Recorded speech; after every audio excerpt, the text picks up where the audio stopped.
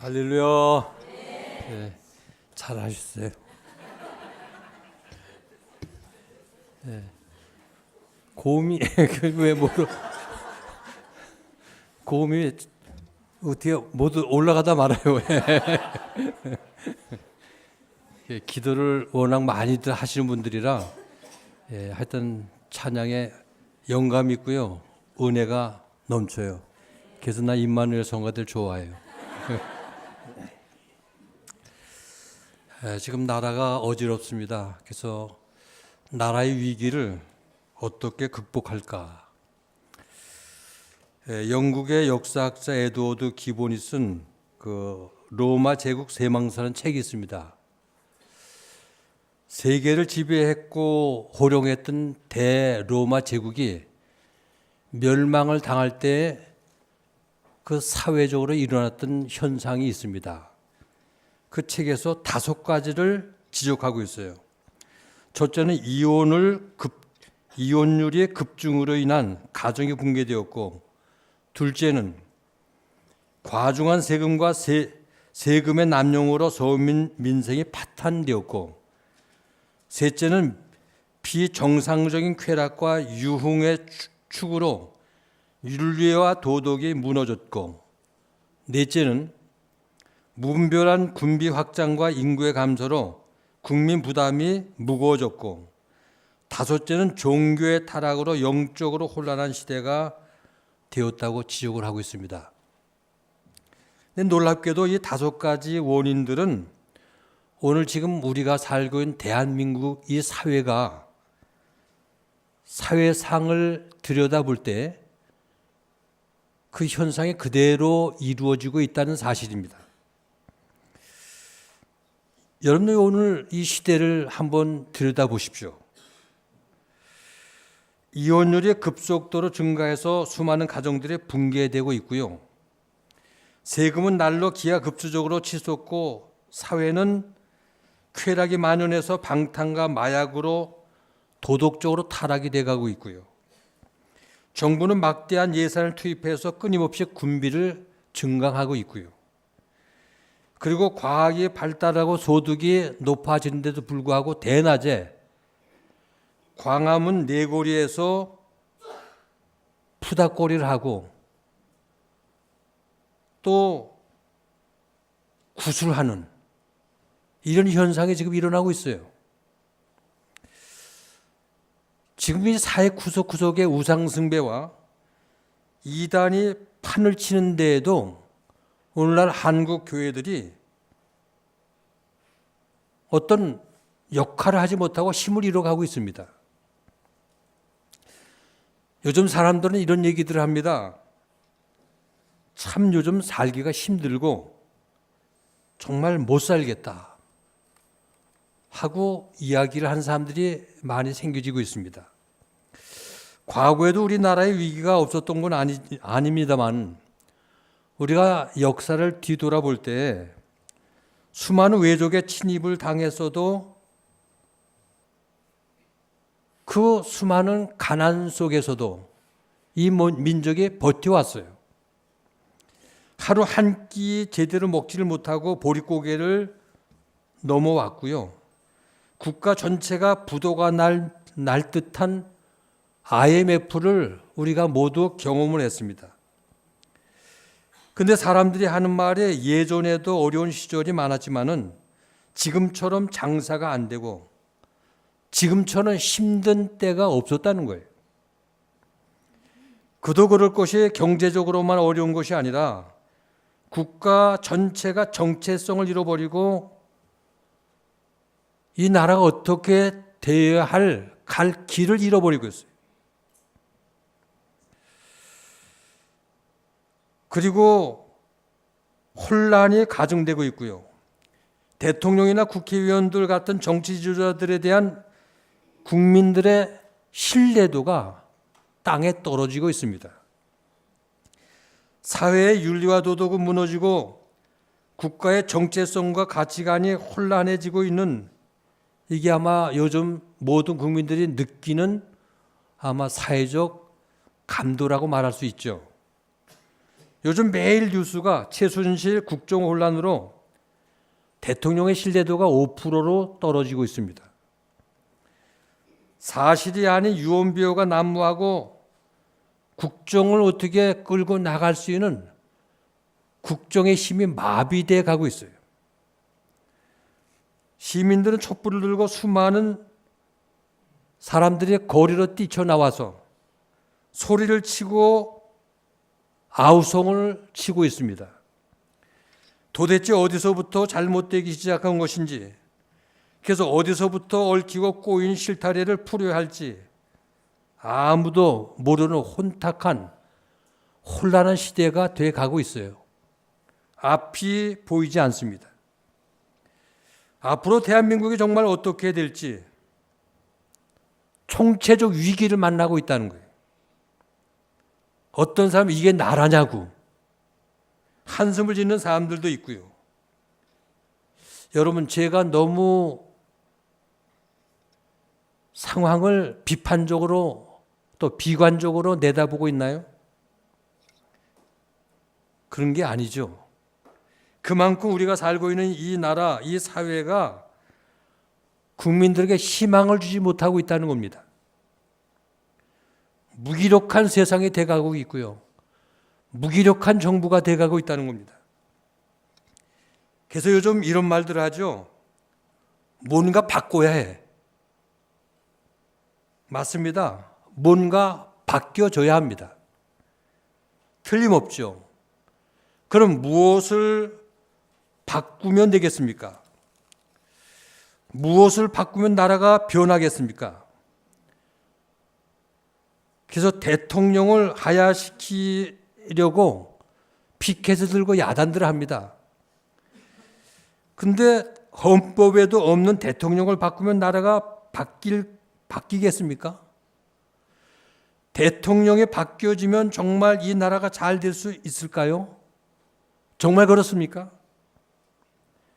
근데 잘못 바꾸면 나아지긴커녕 더 혼란스럽고 더 어려워질 수도 있다는 사실입니다.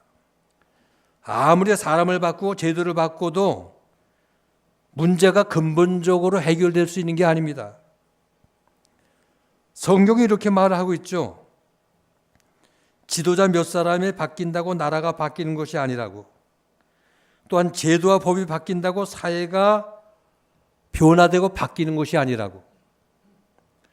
오늘 우리는 함께 읽은 느헤미야서의 말씀을 통해서 나라와 민족과 사회를 어떻게 바꿀 수 있는가, 그 방법을 오늘 본문에서 찾아볼 수 있어야 됩니다. 여기서 바꾼다는 말은 사람 몇 사람 바꾸거나 어떤 겉모습 조금 바꾸는 그런 뜻의 의미가 아니에요. 아예 송두리째 바뀌어지고 개혁이 되는 겁니다. 요즘 기업이나 공공기관에서 리노베이션이라는 말을 많이 씁니다. 이 리노베이션이라는 말은 사전에 보니까 새롭게 하다, 혁신하다, 개혁하다, 바꾸다, 이런 의미들이 있어요. 단순히 바꾸는 정도가 아니라 송두리째 뒤집어 엎어서 새롭게 변화시키는 거예요. 그게 무슨 말입니까? 바꾸려면 제대로 바꾸어야 된다는 거예요. 요즘 기업도 공공기관도 그리고 사회와 국가도 완전히 새롭게 바뀌어지지 않으면 엄청난 변화 속에서 살아남을 길이 없다는 거예요. 옛날같이 대충 겉모습 조금 바꾸는 걸로는 안 된다는 거죠. 아예 혁명적으로 뒤바꿔야 21세기의 미래를 살아갈 수가 있다는 겁니다. 그래서 요즘 공공기업이나 또 여러 가지 정부 업체들, 조선업체들, 뼈를 깎는 아픔 속에서도 구조조정을 하고 기업을 새롭게 하기 위해서 바꾸고 있어요. 그래야 미래에 살 수 있기 때문에, 근본적인 틀을 바꾸지 않으면 살아남을 수 없기 때문에 이 혁신적인 리노베이션을 성공하지 않으면 존재할 수 없기 때문에 계속 바꾸고 있죠. 1920년도 말 미국에 두 회사가 창립이 되었습니다. 하나는 제니스라는 회사이고 또 하나는 모토로라라는 회사입니다. 두 회사가 모두 테레비와 그리고 라디오를 만들었습니다. 근데 1950년도 말에 두 회사 창업자들이 돌아가셨어요. 2세들이 그 회장을 맡게 되었습니다.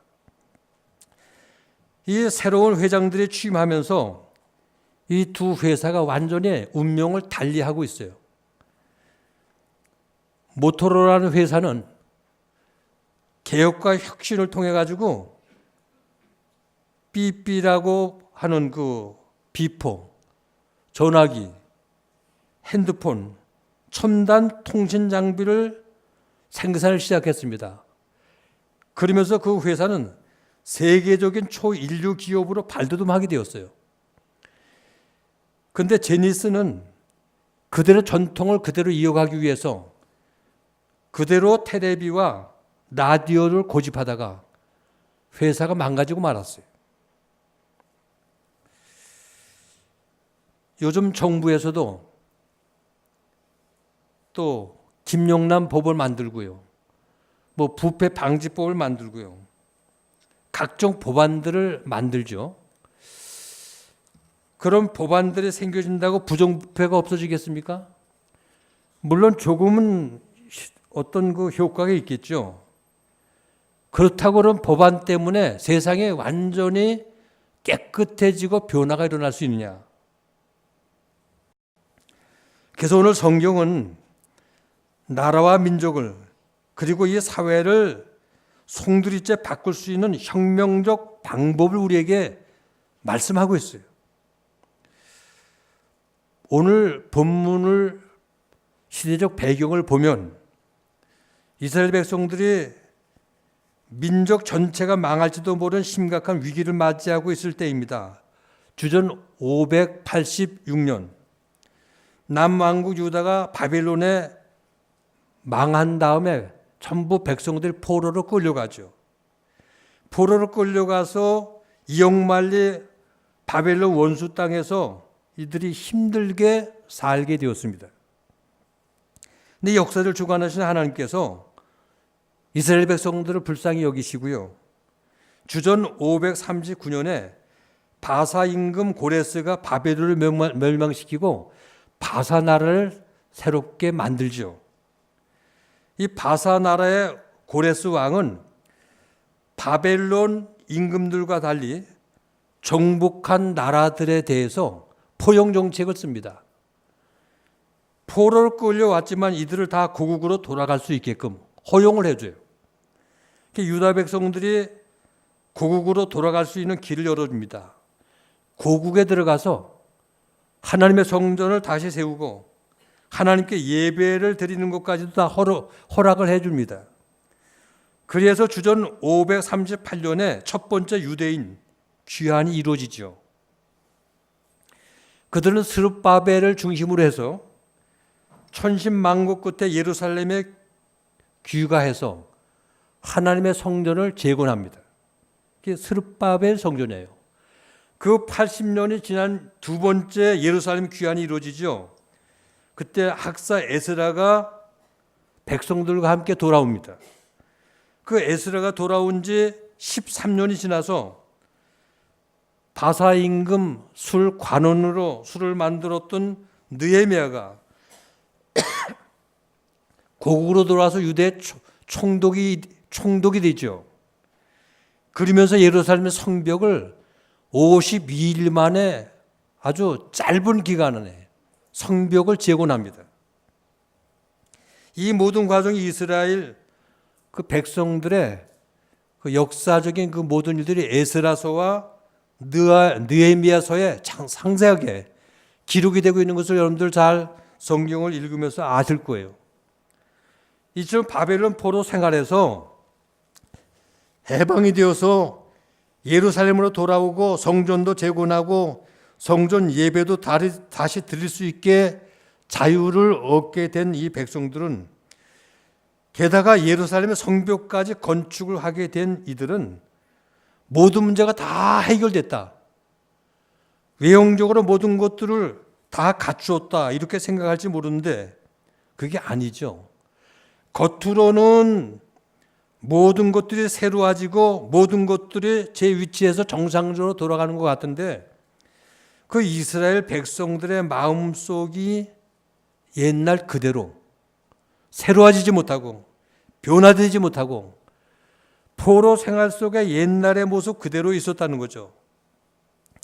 포로 생활과 기한 이후에 더럽혀졌던 오염된 이 백성들의 속마음이 깨끗해지질 못하고요, 옛날 관습 그대로 하나님 말씀보다는 지금까지 살아온 구태의연한 세상 습관과 세상 삶의 모습대로 그대로 살았다는 거예요.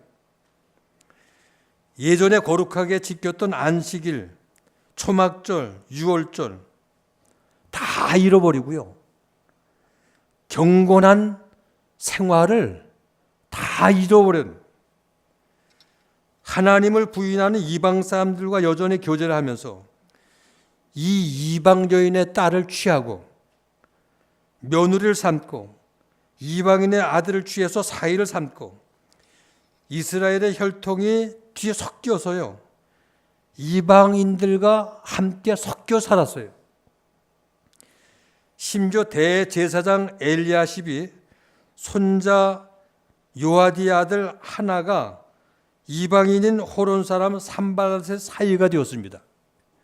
이게 13장 28절에 나와요. 거룩하게 구별된 레위인과 제사장 가문조차도 이방인과 자포를 하면서 세상 사람들과 함께 섞여 살았다는 거죠. 가장 결정적인 문제는 애써 재건한 성전 안에 제사장도 아니고 유대인도 아닌 이방인 도비야가 큰 방 하나를 차지하고 있었다는 거예요. 이 방은 원래 소재물과 유황과 제사에 필요한 그릇과 레인들에게 주는 11조와 제사장들에게 주는 거제물들을 보관하는 신성한 거룩한 장소였는데, 거룩한 물건을 보관하는 방이었는데, 근데 제사장 엘리야십이 이방인 도비야와 친하고 가깝게 지나면서 바로 이 성전의 큰 방 이곳을 이방인 도비야에게 내가 마음대로 쓰도록 그 방을 내주었어요. 어떻게 이런 일들이 일어날 수 있고 이런 일이 가능할 수 있을까요? 요즘 박근혜 대통령이 왜 국민의 지탄을 받고 청와대가 공격받는 이유가 뭘까요? 청와대 안에 들어갈 수 없는 비공식 라인이 친하다고 들어가서 자리를 차지하고 공적인 일에 여기저기 관여를 하면서 이권을 챙기니까 국정이 농락되고 결국 이 사실들이 드러나게 되니까 백성들이 아우성치는 거 아닙니까? 오늘 본문도 보면 성전의 거룩한 방이 이방인의 물건을 쌓아두는 창고로 전락이 되었다는 거예요.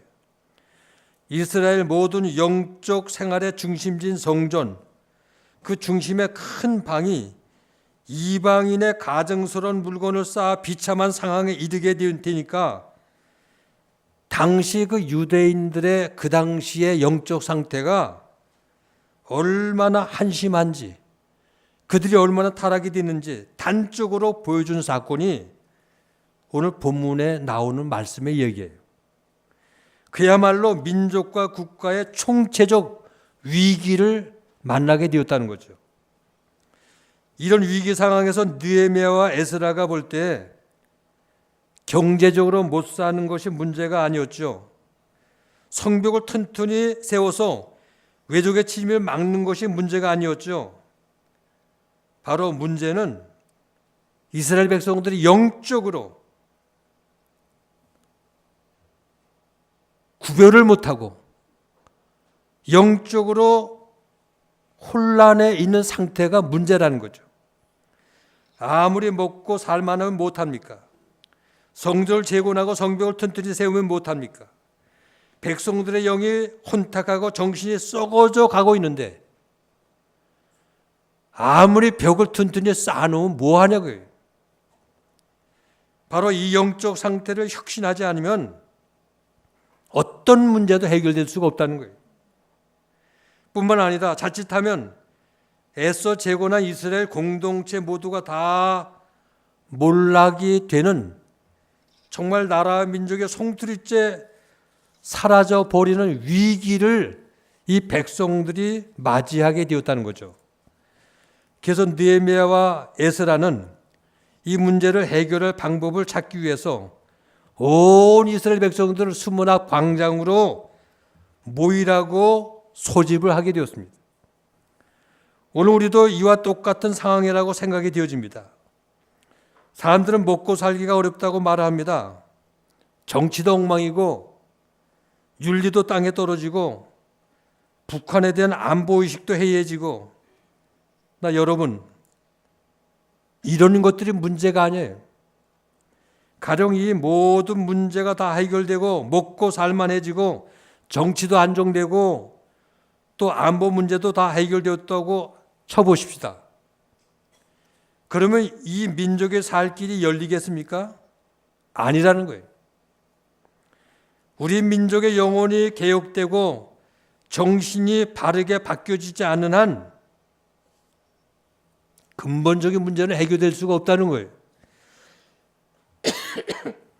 오늘 이스라엘 백성들은 모두가 다 수문 앞 광장에 모입니다. 이들이 모여서 뭘 합니까?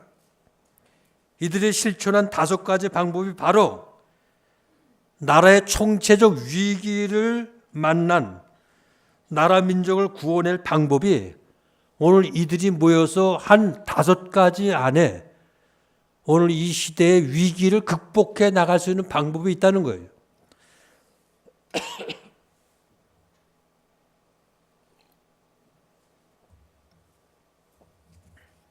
첫째, 그 방법이 말씀으로 새로워졌습니다. 다 같이 말씀으로 새로워졌습니다. 여기 본문 3절 보면 학사 에스라가 율법책을 가지고 새벽부터 오전까지 낭독을 하죠. 나무 강단 위에서. 그랬더니 백성들이 그 말씀을 깨달아 아멘, 아멘으로 화답을 합니다. 그리고 엎드려 회개 운동이 일어나죠. 말씀 중심의 개혁 운동이 일어났다는 거죠. 민족의 살 길은 오직 하나님의 말씀으로 변화가 일어나야 됩니다. 성서 한국이라는 말이 있습니다. 어떤 대통령이나 지도자의 말과 정책으로도 이 나라가 근본적인 변화를 이뤄낼 수가 없다는 거예요.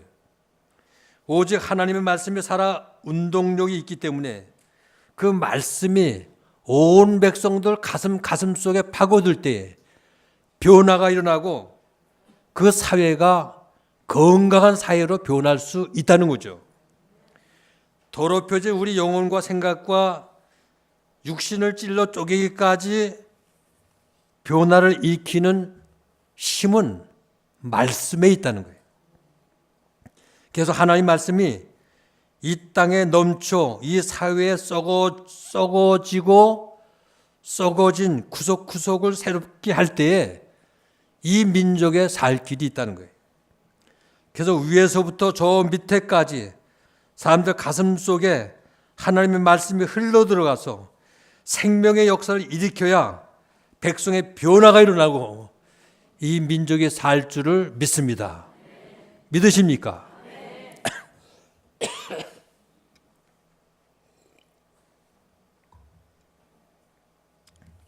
두 번째, 회개 운동이 일어나야 됩니다. 다 같이 회개 운동이 일어나야 됩니다.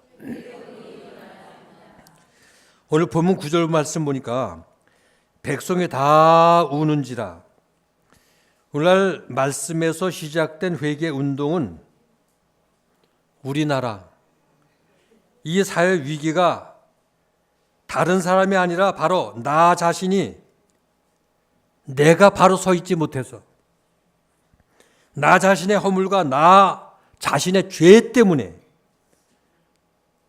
이런 고백하는 데까지 나아가야 한다는 거죠. 우리는 지금 나라를 이 모양으로 만들었다고 대통령을 원망합니다. 정치인과 지도자들 탓하고 최순실을 욕합니다. 이게 나라냐고. 이게 나라냐고. 너무도 쉽게 남을 정죄하고 또 남을 조롱합니다. 그러나 하나님이 원하시는 진정한 회개는 대통령이 아니라 내가 회개해야 합니다. 남이 아니라 나입니다. 참으로 오늘 이 나라와 이 사회가 이 지경이 된 것이 내 탓이라고, 내가 자리를 지키지 못하고 나의 무지함과 게으름과 안일 때문에 내가 기도하지 않고 내가 무릎 꿇지 않고 내가 바로 서 있지 못하기 때문에, 그리고 나라와 민족을 위해서 내가 엎드려 먼저 회개해야 됩니다. 더 시급한 문제는 나 자신이 하나님 앞에 철저히 회개하는 회개 운동은 무엇보다 오늘 시대에 시급한 우리가 하여야 할 회개 운동이라는 거예요. 뼈를 깎고 마음을 깎는 회개가 있어야 하나님이 이 나라를 축복하시고 우리의 모든 이 나라의 문제를 해결해 주실 줄로 믿습니다. 회개하는 재단이 될 수 있기를 바랍니다. 세 번째, 수문 앞 광장에 모든 백성이 다 함께 모였습니다. 다 같이 수문 앞 광장에 모든 백성이 다 함께 모였습니다.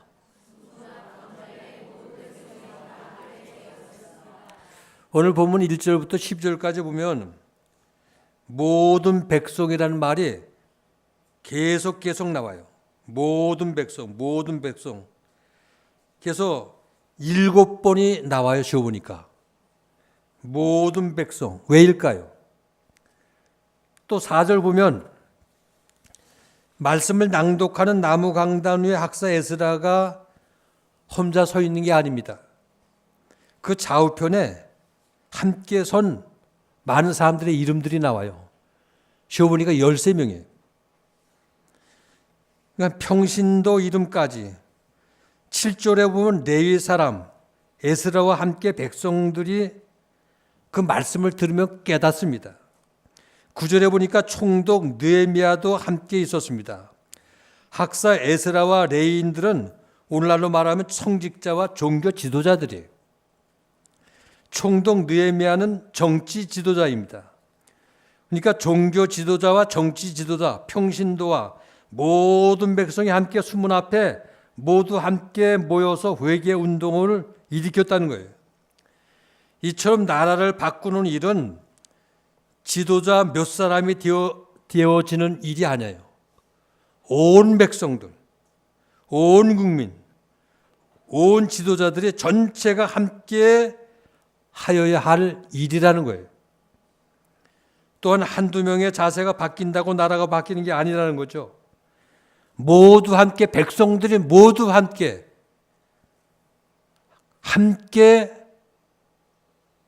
같이 함께 바꾸라는 거예요.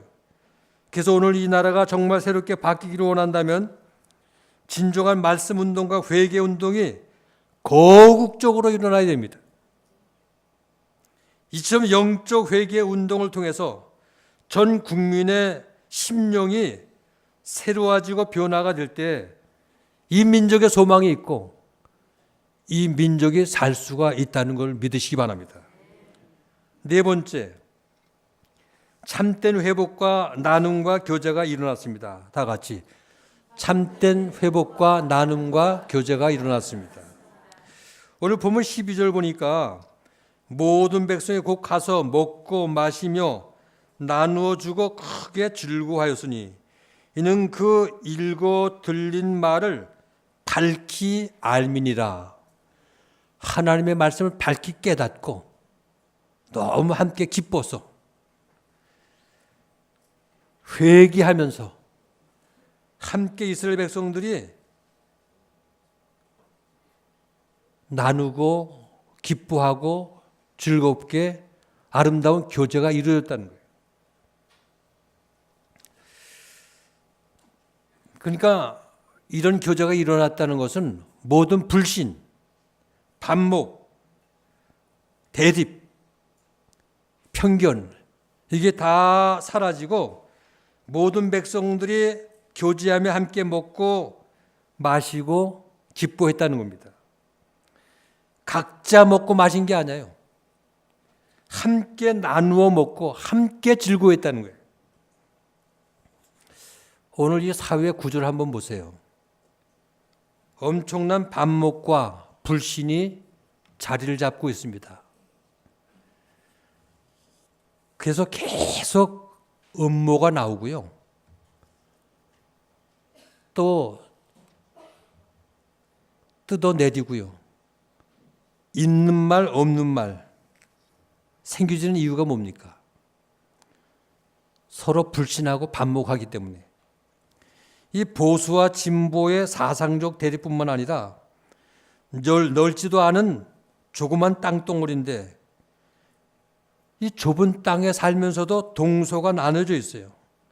그리고 서로 반목하는 지역주의가 뿌리 있게 자리를 잡고 있습니다.